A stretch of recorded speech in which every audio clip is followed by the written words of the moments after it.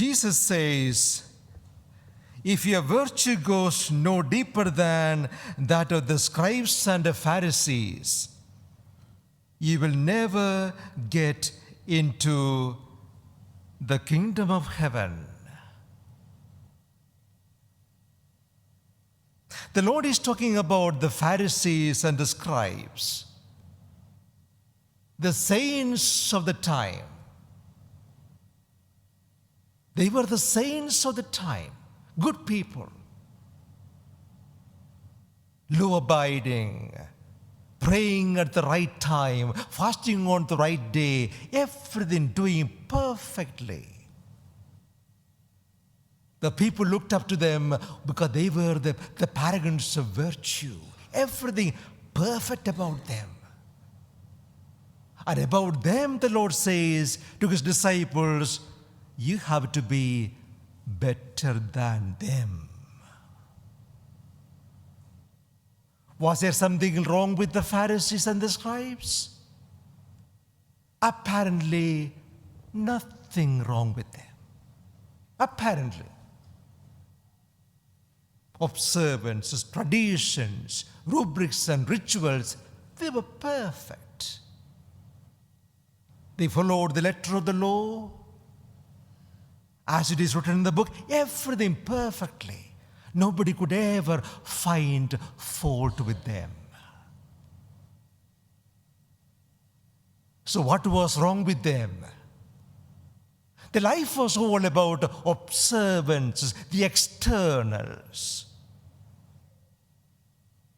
They were so fanatic about the rituals and the external observances that they often missed, or they always missed, the essence of what they were doing.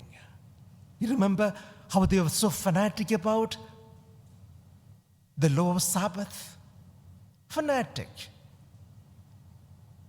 You remember in the gospel we find them always clashing with the Lord about the Lord was doing miracles on the Sabbath day and these Pharisees were going mad. The Lord was doing something good and these Pharisees could not accept that this should not happen on a Sabbath day. What happened was they missed the very meaning of Sabbath, even when they were observing it. Here the Lord is telling us to check your thoughts, your motivations, what is driving you in what you do. The roots of your behavior, the source of your behavior. What is the thought that makes you do something? The Lord gives some examples. So you were told, do not kill. Of course, you don't do murder. But the meaning of that commandment goes beyond those words, beyond physical murder. The Lord says, are you angry? Do you carry anger in your heart anytime? So be careful, you're out to kill somebody either physically or emotionally. So if you have anger inside you, resentment and bitterness inside you, be careful, you may kill somebody either physically or emotionally. Your words can kill. If I tell you you are a stupid person, you are good for nothing, that is murder. That is murder.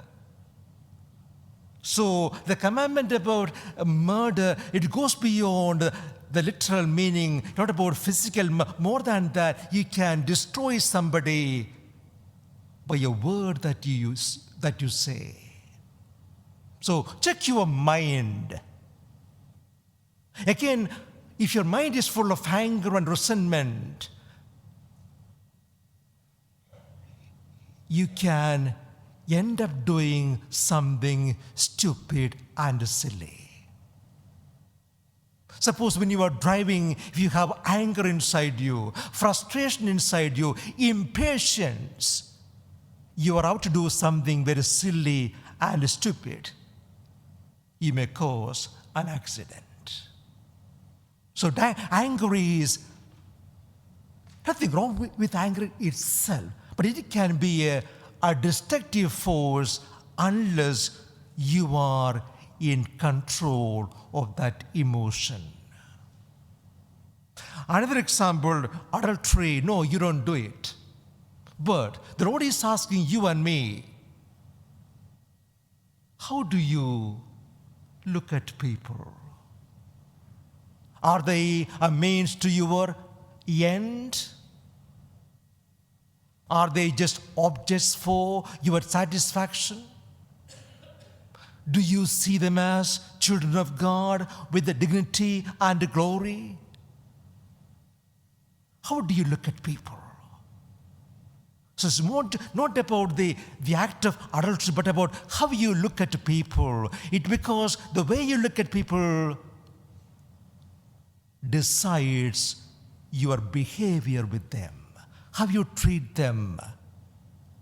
Because what happens in the mind will decide how your behavior goes.